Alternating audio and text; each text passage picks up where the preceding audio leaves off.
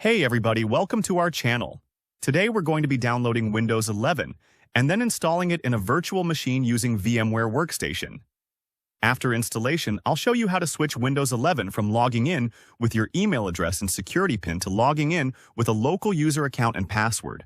And then finally, I'll show you how you can take control of the horrendous Windows 11 Start menu and replace it with an awesome product called Start 11, so be sure to stick around to the end.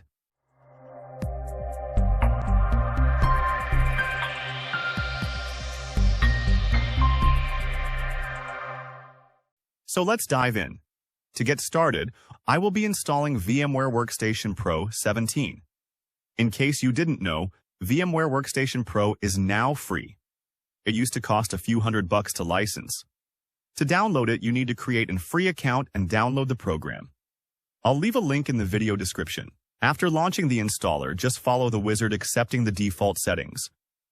You can change the installation path if you want. The installation goes pretty fast.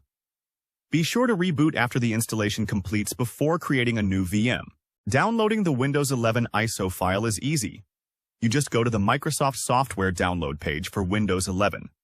Select the 64-bit ISO and then select your language.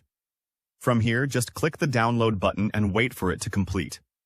The ISO file is just under 6 GB, so it may take some time depending on your internet connection. Now, we're ready to create the virtual machine and start installing Windows 11. When the new virtual machine wizard opens, select the Windows 11 ISO file that you downloaded earlier.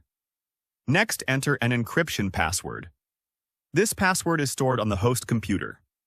Next, select the amount of disk space you want the new virtual machine to use, and then select Customize Hardware to set the amount of RAM you want to use. After starting the VM, click inside the window so you can start the Windows installation. Installing Windows 11 in a virtual machine will be slower than usual and depends on how much CPU and RAM your PC has. Throughout this video, I will be fast-forwarding during slow sections to speed things up. Enter your product key or click I don't have a product key. The installation will continue, but you will be prompted to activate a license later, so make sure you get a license. Continue to accept the default settings to proceed through the wizard. Select Disk 0 Unallocated Space to install Windows 11. Remember, this space will only be as large as you allocated in the virtual machine properties. If in the future you need more space, you'll have to first add it in the VM properties, reboot, and then go to Windows 11 Disk Management in the control panel to expand the drive. As the install wizard progresses, select the regional settings that are applicable for you. Enter a name for Windows 11 or click Skip for now, and a generic name will be automatically created for you. This next part is, without a doubt, the slowest part of the installation because Windows 11 will be downloading and installing any recent updates or security patches. Now, we're at the final part of the Windows 11 installation. You are required to log in with a Microsoft user account initially, but afterwards you can switch back to a local user account in the control panel, which I'll cover in just a moment. After entering your ID, you'll be prompted to create a PIN. This will be used to log into Windows instead of a password. Choose your privacy settings. Unchecking offers more privacy. Next, you'll be prompted to connect Windows 11 to your phone, but I'm skipping this. And then you'll be offered several other services from Microsoft, which I'm also going to decline. And then finally, you'll arrive at the Windows 11 desktop. Since this is a virtual machine, I'm now going to install VMware tools. Installing this will make it much easier to click in and out of the virtual machine window, as well as connecting a local directory on the host machine, which makes it really easy to copy files between the host and the virtual machine. The next thing I do every time I install Windows is to set up Start 11 by Stardock.com. It's an ingenious program that gives you complete control of the Windows Start menu and taskbar functionality. I've been using it for years, ever since the dreadful Windows 8 Start menu was forced upon us. It has single or multi-device licenses available. And the best part is, Start 11 can also be installed on Windows 10. I'm old school and still love the Windows 7 Start menu, layout, and functionality, so that's what I configure with Start 11. I highly recommend you check out Start 11. You won't be disappointed. Check the affiliate link in the video description. I really appreciate it. Now on to the final configuration steps. To switch Windows 11 from logging in with an email address to using a local user account instead, Open up Accounts in the Control panel.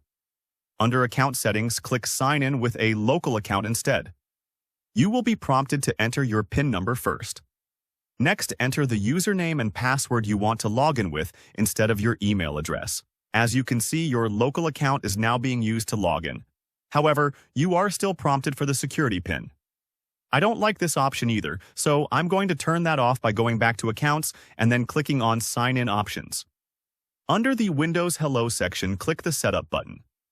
Enter your password and then click the Remove button and then click Remove again. Now enter your password again. At this point, Windows 11 will allow you to log in with only your local username and password. One last step I prefer to do after installing Windows is to install the Brave web browser. Brave is focused on privacy by design. You don't have to install additional plugins like AdBlock Plus or Ghostery. These privacy features are baked in at the factory. Let's recap what we've accomplished today.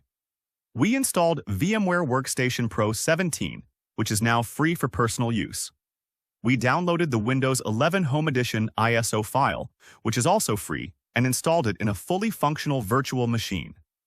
We took back control of the Windows 11 Start menu by installing Start 11 from Stardock.com.